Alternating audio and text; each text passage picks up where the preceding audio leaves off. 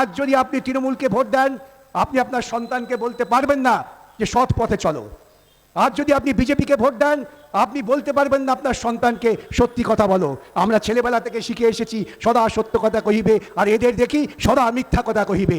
আমরা কি ওদের সমর্থন করে আমার প্রজন্মকে বলবো হ্যাঁ তুমি ওদের মতো মিথ্যার পথে চলো? জয় শ্রীরাম ওরা যদি আল্লাহ বলতে পারে, আমি কেন জয় শ্রীরাম বলতে পারবো না? ওদের হিন্দুত্ব হচ্ছে ইসলামী অনুকরণের হিন্দুত্ব, আমাদের রামকৃষ্ণের হিন্দুত্ব নয়। যে রামকৃষ্ণ নিজে ইসলাম প্র্যাকটিস করেছেন, সারাদিন মামা করে পড়েছিলেন, তারপর ঠিক করলেন আচ্ছা আমি দেখি তো ইসলামের লোক দিবারাত্রি কেন তারা নামাজ পড়েন, নামাজ পড়ি। তিনি 3 বছর ইসলাম প্র্যাকটিস করলেন। হিন্দু খাতরে মে হ্যায়। হিন্দু খাতরে মে কবে হলো? 500 বছর আমার দেশে মোগল শাসন হয়েছে, হিন্দু খাতরে মে ছিল না। 200 বছর ইংরেজ শাসন করেছে, তার বিরুদ্ধে আমরা লড়াই করেছি, হিন্দু খাতরে মে ছিল না। স্বাধীনতার পর ভারতবর্ষের বুকে বাজপেয়ী প্রধানমন্ত্রী হয়েছেন, হিন্দু খাতরে মে ছিল না। হিন্দু খাতরে মে হলো মোদী অমিত শাহ ক্ষমতায় আসার পর। ওরা কোন হিন্দুত্বের কথা বলেন? সেই হিন্দুত্ব যারা বিদ্যাসাগরকে সমাজচ্যুত করেছিলেন, সেই হিন্দুত্ব যারা রামমোহনকে সমাজচ্যুত করেছিলেন। ওরা আসলে ইসলামকে অনুকরণ করতে চায়। ওদের কর্মীদের বলবেন, ওরা বলবে ওরা করতে পারে আমরা করতে পারি না কেন? আমার দুঃখ, ওরা হিন্দু ধর্ম সম্বন্ধে জানেন না, হিন্দু সম্বন্ধে জানেন না, ইতিহাস জানেন না। ওরা গেরুয়া পড়েন, ওরা স্বামী বিবেকানন্দকে সামনে হাজির করেন। স্বামী বিবেকানন্দ শিকাগো ধর্ম সম্মেলনে হিন্দুত্বের প্রতীক ছিলেন না। Swami Vivekananda gate crusher. তিনি হিন্দু ধর্মের সমস্ত আচারগুলোকে, কুসংস্কারকে ভেঙে চুড়ে তিনি সেখানে গিয়ে বললেন আমি এমন এক সভ্যতা থেকে আসছি যে সভ্যতা তোমরা সবাই বলছো টলারেন্স, সমস্ত ধর্মের গুরুরা বলছো টলারেন্স, আমি বলছি অ্যাকসেপ্টেন্স। ওই অ্যাকসেপ্টেন্স কথার মধ্য দিয়ে গোটা ভারতবর্ষকে তিনি পৃথিবীর বুকে উদ্বেলিত করেছিলেন। আর আজকে এরা ক্রমশ বলছে হিন্দুত্ব মানেই যে বহুত্ববাদ নয়, একজন চাই, একজন। শীতলামা নয়, অন্নদামা নয়, অন্নপূর্ণা নয়, দুর্গা নয়, কালী নয়, চৈতন্য নয়, হরিশঙ্করটার নয়, জয় শ্রীরাম। ওরা যদি আল্লাহ বলতে পারে, আমি কেন জয় শ্রীরাম বলতে পারবো না? ওরা যদি ভুল পথে যায়, আমি কেন ভুল পথে যাব না? ওদের হিন্দুত্ব হচ্ছে ইসলামী অনুকরণের হিন্দুত্ব, আমাদের রামকৃষ্ণের হিন্দুত্ব নয়। যে রামকৃষ্ণ নিজে ইসলাম প্র্যাকটিস করেছেন, সারাদিন মামা করে পড়েছিলেন, তারপর ঠিক করলেন আচ্ছা আমি দেখি তো ইসলামের লোক দিবারাত্রি কেন তারা নামাজ পড়েন, নামাজ পড়ি। তিনি 3 বছর ইসলাম প্র্যাকটিস করলেন, তারপর ঘুরে এসে বললেন যত মত তত পথ। সবাই তো ঠাকুরের কথা বলে, সবাই তো ঈশ্বরের কথা বলে। সেই হিন্দু মতবাদকে ওরা ভেঙে চুড়ে হনুমান জয়ন্তীতে পরিণত করছে। যে বাঙালির গৌরব ছিল, বাঙালি আদানি আম্বানির জন্ম দেয়নি। আমার বাংলার মাটিতে টাটা বিড়লা জন্মায় না, আমার বাংলার মাটিতে জন্মায় রামমোহন, বিদ্যাসাগর, রবীন্দ্রনাথ, বিবেকানন্দ, রামকৃষ্ণ। আমার বাংলার মাটিতে জন্মায় সত্যজিৎ রায়, অমর্ত্য সেন। আমার বাংলার মাটিতে একসঙ্গে শতবর্ষ হচ্ছে সুকান্ত, ঋত্বিক ঘটক, সলিল চৌধুরী, মৃণাল সেন। এই বাংলার মাটি যা পৃথিবীর কাছে পরিচিত মেধা রাজ্য, হতে পারি দিন তবু কবু নাই হীন। আমাদের হীনতা ছিল না, আমরা ছিলাম পৃথিবীর কাছে বাঙাল ও টেগোস ল্যান্ড। আপনাদের প্রত্যেকের অভিজ্ঞতা আছে, আমার তো প্রত্যক্ষ অভিজ্ঞতা আছে বিভিন্ন কাজে যখন যাই দেশ বিদেশে। You are from Tagore's land, oh you are from Satyajit Ray's land, oh you are from Amartya Sen's land. এখন কি বলে your chief minister is such a clownish, we enjoy it, whenever you switch on the television we enjoy it. Where has the Bengal gone? Bhattacharya, এখন ক্যান্ডিডেটদের তো বসিয়ে রাখা যায় না, আরও 2-3টে মিটিং যেতে হবে, বলে বিকাশদাকে আমি বলার জন্য অনুরোধ করছি। নমস্কার বন্ধুরা, যাদবপুরের মানুষ তথা পশ্চিমবঙ্গের মানুষ কি ঘটছে সব জানেন। আমি কোনো ঘটনার বিবরণে যাব না, আমি শুধু বলবো যে আমাদের প্রজাতান্ত্রিক অধিকার প্রয়োগ করার সুযোগ আছে। ইংরেজ সাম্রাজ্যবাদের বিরুদ্ধে লড়াই করার মধ্য দিয়ে আমরা একটা সংবিধান পেয়েছিলাম।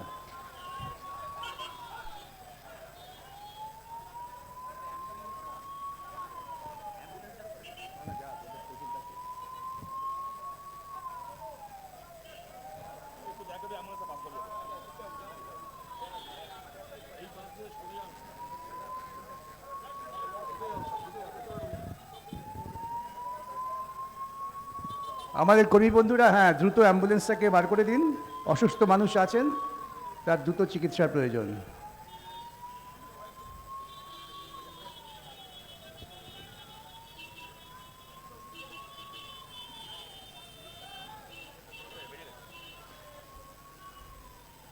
আর যে কথা বলছিলাম, তা আমরা প্রজাতন্ত্র অর্জন করেছি। প্রজাতন্ত্রের মূল লক্ষ্য হচ্ছে আমরা সবাই রাজা, আমরা সবাই রাজা আমাদের এই রাজার রাজত্বে।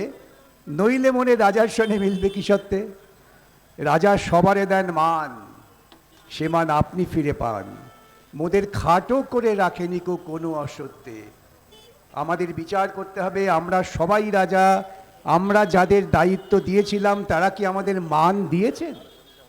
বিগত 5 বছরে যদি তারা আমাদের মান না দিয়ে থাকেন, আমরা তাদের মান দেব না, আমরা তাদের অপমান করে রাজ্য থেকে বিতাড়িত করব। আমরা তো পরীক্ষক, সংবিধান আমাকে দায়িত্ব দিয়েছে 5 বছর পর পর তুমি পরীক্ষা করবে। আজকে আমরা সবাই পরীক্ষক, আমাদের সবাইকে দায়িত্ব নিয়ে মূল্যায়ন করতে হবে, মূল্যায়ন করে নম্বর দিতে হবে। যদি পাস মার্ক পায় তবে ভোট পাবে, যদি পাস মার্ক না পায় তবে বিদায় নেবে। এখন এই জায়গায় দাঁড়িয়ে মূল প্রশ্ন হচ্ছে মূল্যায়নটা করবো কিসের ভিত্তিতে? আমাকে সাংবাদিক বন্ধুরা জিজ্ঞাসা করেন, রোজই প্রায় বহু সাংবাদিক বন্ধু জিজ্ঞাসা করেন, আপনার শত্রুকে বিজেপি না তৃণমূল? আমি বলি আমার শত্রু আরএসএস পরিচালিত দক্ষিণপন্থী রাজনীতি। লড়াইটা পশ্চিমবঙ্গ তথা যাদবপুরের বুকে দক্ষিণপন্থা বনাম বামপন্থা। দক্ষিণপন্থার বিরুদ্ধে লড়াই যখন হচ্ছে, সে লড়াইয়ে বিজেপি তৃণমূল সকলে এক জায়গায় দাঁড়িয়ে আছে। অনেকে বলেন কেন আপনি তৃণমূল আর বিজেপিকে এক জায়গায় দাঁড় করাচ্ছেন, দেখছেন না কেমন মারামারি করছে? আমি বললাম মারামারি করছে কিন্তু আড়াআড়ি করছে না। বিজেপি আরএসএস চায় পশ্চিমবঙ্গের বুকে ধর্ম এবং রাজনীতির মিশেল করতে। যে পশ্চিমবঙ্গের বুকে ধর্ম এবং রাজনীতি মিশেল করার বিরুদ্ধে বহুদিন আগে সুভাষচন্দ্র বসু নামে একজন তরুণ লড়াই শুরু করেছিলেন আরেকজন তরুণ শ্যামাপ্রসাদ মুখার্জির বিরুদ্ধে, দুজনেই ভবানীপুরের। ঘটনাচক্রে আমরা ভবানীপুরের আশেপাশে অঞ্চলের বড় হয়েছি। তাই রাজনীতি এবং ধর্মে মিশেলের যে বিপদ, যার মধ্য দিয়ে মানুষকে ক্রমশ ক্রমশ অন্ধকারময় যুগে নিয়ে যাওয়া যায়, সেই রাজনীতি করছেন তৃণমূল আর বিজেপি। মহাভারতের যুদ্ধে আপনারা জানেন ভীষ্ম ছিলেন অপরাজেয়। ভীষ্মকে পরাজিত করতে হলে পরে একজন শিখণ্ডী দরকার ছিল, কারণ ভীষ্ম প্রতিজ্ঞা করেছিলেন তিনি নপুংসকের সামনে অস্ত্র ধারণ করবেন না।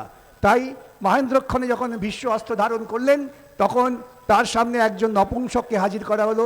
ভীষ্ম অস্ত্র ত্যাগ করে চলে গেলেন স্বেচ্ছা মৃত্যুতে। পশ্চিমবঙ্গের মাটি থেকে বামপন্থাকে সরানোর সাধ্য কারো ছিল না।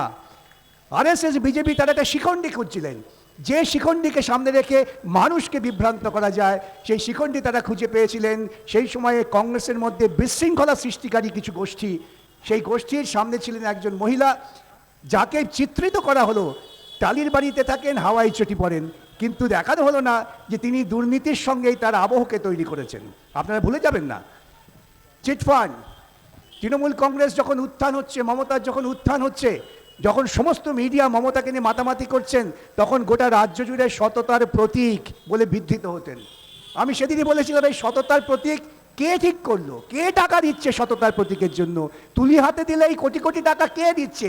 অংবং চং লিখলে পয়সা কে দিচ্ছে? কারা দিচ্ছে? ভারতবর্ষের দক্ষিণপন্থী পরিচালিত মিডিয়া, যাদের নিয়ন্ত্রণ করে ভারতবর্ষের পুঁজিপতিরা। এ সম্পর্কে আপনাদের কাছে তথ্য আমায় দিতে হবে না। তারা একটা বিকল্প খাড়া করতে চেয়েছিলেন পশ্চিমবঙ্গের বুকে, আমরা সকলেই ভুল বুঝেছিলাম। পশ্চিমবঙ্গের বুকে নির্মিত অটোমোবাইল কারখানা, তরুণরা প্রায়শই আমাকে বলেন যে আমাদের বিনিয়োগের কি হবে? আমি যত জায়গায় যাচ্ছি, শিক্ষিত তরুণ সম্প্রদায়, আমাদের বিনিয়োগের কি হবে? কৃষি ব্যবস্থার সম্পূর্ণতার মধ্য দিয়ে যখন উন্নততর শিল্পের ব্যবস্থা হচ্ছিল, একটি নির্মিত অটোমোবাইল কারখানা ট্রাকে করে উপহার দেওয়া হলো মোদিকে। এবার এই তথ্যটা ভুলে যাবেন না। মোদির গুজরাটের সানন্দ একটি অন্ধকারময় অখ্যাত গ্রাম ছিল, সেই গ্রাম আজকে আলো ঝলমল করছে, সেখানে অটো ইন্ডাস্ট্রি একের পর এক আসছে, আর আমার সিঙ্গুরের ছেলেরা তারা ওখানে দিনমজুরি খাটতে যাচ্ছে। আপনাদের কি বোঝানো হয়েছিল? মিডিয়া কি বুঝিয়েছিলেন? যেহেতু প্রথম থেকে এই সমস্ত বিষয়ের সঙ্গে আমি আইনজীবী হিসেবে যুক্ত ছিলাম, আমি তো কথা বলতেই পারি অত্যন্ত দৃঢ়তার সঙ্গে। বোঝানো হয়েছিল বহু ফসলি জমি, তথাকথিত পরিচিত মানুষেরা তারা গল্প শুরু করলেন, এবং গল্প শুরু করে তারা খুব কৃতার্থ হলেন যখন গুজরাটকে উপহার দেওয়া হলো আমার সিঙ্গুরের কারখানা। আমার নয়াচারের বুকে কেমিক্যাল হাব হতে দেওয়া হলো না। নন্দীগ্রাম তখন একটা স্লোগান হয়ে গেল, যে কোনো উন্নয়নের কাজ করতে গেলেই নন্দীগ্রাম করে দেবো, এবং কেমিক্যাল হাব কিন্তু গুজরাটে হলো। যে পশ্চিমবঙ্গের মাটিতে বামপন্থীরা সাংবিধানিক কাঠামোর মধ্য থেকে শিক্ষাকে ক্লাস 12 পর্যন্ত অবৈতনিক করেছে, যে বামপন্থীরা উদ্বৃত্ত জমি নিয়ে কৃষকের হাতে দিয়েছে, যে বামপন্থীরা ক্ষমতার বিকেন্দ্রীকরণ করেছে, দক্ষিণপন্থী রাজনীতিকরা পুঁজিবাদীরা বুঝে গেলেন একটি সাংবিধানিক কাঠামোর মধ্যে থেকে যদি একটি রাজ্য সরকার এই কাজ করতে পারে তবে সমূহ বিপদ এই রাজ্য সরকারকে পরাজিত করতেই হবে। তার জন্য মিডিয়া শুধু নয়, পরিচিত কিছু রংচঙে ব্যক্তিত্ব, তারা স্ব ক্ষেত্রে খুব মহিয়ান, তাদের দিয়ে গল্প কথা মিথ্যে কথা অনবরত বলা হলো। আপনারা বিভ্রান্ত হলেন। পশ্চিমবঙ্গের মমতায় ক্ষমতায় এলেন, এসেই প্রথম কাজ কি করলেন? ইমাম ভাতা, ভুলে যাবেন না। যখন ইমাম ভাতার মামলা করছি আপনারা বিস্মিত হয়ে যাবেন। সওয়াল করে বেরোচ্ছি, তখন পুরোহিত, কালীঘাটের পুরোহিত যারা এটা মামলা শুনতে গিয়েছিলেন, তারা বললেন আমাদের পুরোহিত ভাতাটা আদায় করে দাও। আমি কালীঘাটের ছেলে, পুরোহিতটা আমাকে জেনে বাহ, বিভাজনের রাস্তা তৈরি হয়ে গেল। উল্লসিত হলেন। আমরা ইমামদের দিচ্ছি, আমরা একটি নির্দিষ্ট ধর্মীয় গোষ্ঠীকে তোষণ করছি না, আমরা পুরোহিতদের দিচ্ছি, আমরা দুর্গাপূজায় টাকা দিচ্ছি, আমরা ক্লাবকে টাকা দিচ্ছি, আমরা সরকারি টাকায় মন্দির করছি আর স্কুলগুলোকে তুলে দিচ্ছি। একেবারে দক্ষিণপন্থী চূড়ান্ত লাইন, সেই লাইনটা তারা কার্যকর করলেন। আমরা বোকা ছিলাম, তার কারণ আমরা এটা বুঝিনি যে প্রজাতন্ত্রের মূল সূত্রই হচ্ছে রাজা সবারে দেন মান, সে মান আপনি ফিরে পান। আজকে আমাদের বিচার করতে হবে, আমাদের বোধ বুদ্ধি প্রয়োগ করতে হবে যে বিগত 5 বছরে পশ্চিমবঙ্গবাসী পৃথিবীর কাছে, ভারতবর্ষের কাছে পরিচিত হয়েছে একটি দুর্নীতিগ্রস্ত রাজ্য বলে। যে বাঙালির গৌরব ছিল, বাঙালি আদানি আম্বানির জন্ম দেয়নি। আমার বাংলার মাটিতে টাটা বিড়লা জন্মায় না, আমার বাংলার মাটিতে জন্মায় রামমোহন, বিদ্যাসাগর, রবীন্দ্রনাথ, বিবেকানন্দ, রামকৃষ্ণ। আমার বাংলার মাটিতে জন্মায় সত্যজিৎ রায়, অমর্ত্য সেন। আমার বাংলার মাটিতে একসঙ্গে শতবর্ষ হচ্ছে সুকান্ত, ঋত্বিক ঘটক, সলিল চৌধুরী, মৃণাল সেন। এই বাংলার মাটি যা পৃথিবীর কাছে পরিচিত মেধা রাজ্য, হতে পারি দিন তবু কবু নাই হীন। আমাদের হীনতা ছিল না, আমরা ছিলাম পৃথিবীর কাছে বাঙাল ও টেগোস ল্যান্ড। আপনাদের প্রত্যেকের অভিজ্ঞতা আছে, আমার তো প্রত্যক্ষ অভিজ্ঞতা আছে বিভিন্ন কাজে যখন যাই দেশ বিদেশে। You are from Tagore's land, oh you are from Satyajit Ray's land, oh you are from Amartya Sen's land. এখন কি বলে, your chief minister is such a clownish, we enjoy it, whenever you switch on the television we enjoy it. Where has the Bengal gone? আজকে বাঙালি শিক্ষিত ছেলেরা ভারতবর্ষের মানুষের কাছে উপহাসের পাত্র হয়ে গেছে। উপহাসের পাত্র এমন হয়েছেন, আমি আপনাদের বলি, কলকাতার কসবার এক মহিলা, তিনি বিবাহের সূত্রে গুরগাঁওতে থাকেন। তিনি তার দুঃখের বিবরণ আমাকে দিয়েছেন পথ চলতে চলতে, যে আমি যখন বিয়ে হয়ে গেলাম তখন স্যার বাংলা থেকে গেছি, কি সম্মান করতো, আর এখন মুদির দোকানের লোক আমাকে দেখে টিপ্পনি কাটে, আমার হাতটা ধরে বললে বাঁচান স্যার, বাংলাকে বাঁচান। আমি আপনাদের কাছে আবেদন করব, দীর্ঘ বক্তৃতা করব না, আপনাদের নির্ণয় করতে হবে বাংলা বাঁচবে না বাংলা গোবলয়ের মতো আরেকটি অন্ধ কুসংস্কারচ্ছন্ন দেশে পরিণত হবে। হিন্দু খাতরে মে হ্যায়, হিন্দু খাতরে মে কবে হলো? 500 বছর আমার দেশে মোগল শাসন হয়েছে, হিন্দু খাতরে মে ছিল না। 200 বছর ইংরেজ শাসন করেছে, তার বিরুদ্ধে আমরা লড়াই করেছি, হিন্দু খাতরে মে ছিল না। স্বাধীনতার পর ভারতবর্ষের বুকে বাজপেয়ী প্রধানমন্ত্রী হয়েছেন, হিন্দু খাতরে মে ছিল না। হিন্দু খাতরে মে হলো মোদি, অমিত শাহ ক্ষমতায় আসার পর। ওরা কোন হিন্দুত্বের কথা বলেন? সেই হিন্দুত্ব যারা বিদ্যাসাগরকে সমাজচ্যুত করেছিলেন, সেই হিন্দুত্ব যারা রামমোহনকে সমাজচ্যুত করেছিলেন। ওরা আসলে ইসলামকে অনুকরণ করতে চায়।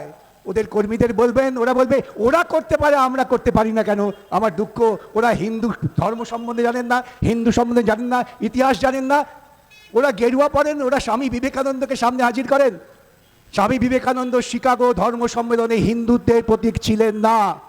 স্বামী বিবেকানন্দ গেট ক্রাশার, তিনি হিন্দু ধর্মের সমস্ত আচারগুলোকে, কুসংস্কারকে ভেঙে চুড়ে তিনি সেখানে গিয়ে বললেন, আমি এমন এক সভ্যতা থেকে আসছি যে সভ্যতা তোমরা সবাই বলছো টলারেন্স, সমস্ত ধর্মের গুরুরা বলছো টলারেন্স, আমি বলছি অ্যাকসেপ্টেন্স। ওই অ্যাকসেপ্টেন্স কথার মধ্য দিয়ে গোটা ভারতবর্ষকে তিনি পৃথিবীর বুকে উদ্বেলিত করেছিলেন। আর আজকে এরা ক্রমশ বলছে হিন্দুত্ব মানেই যে বহুত্ববাদ নয়, একজন চাই, একজন।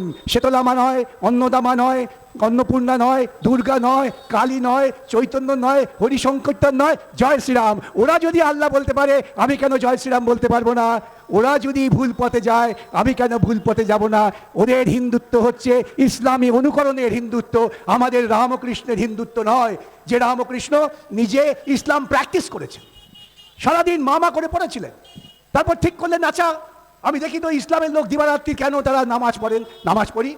তিনি 3 বছর ইসলাম প্র্যাকটিস করলেন, তারপর ঘুরে এসে বললেন যত মত তত পথ, সবাই তো ঠাকুরের কথা বলে, সবাই তো ঈশ্বরের কথা বলে। সেই হিন্দু মতবাদকে ওরা ভেঙে চুড়ে হনুমান জয়ন্তীতে পরিণত করছে, ভোট দেবেন?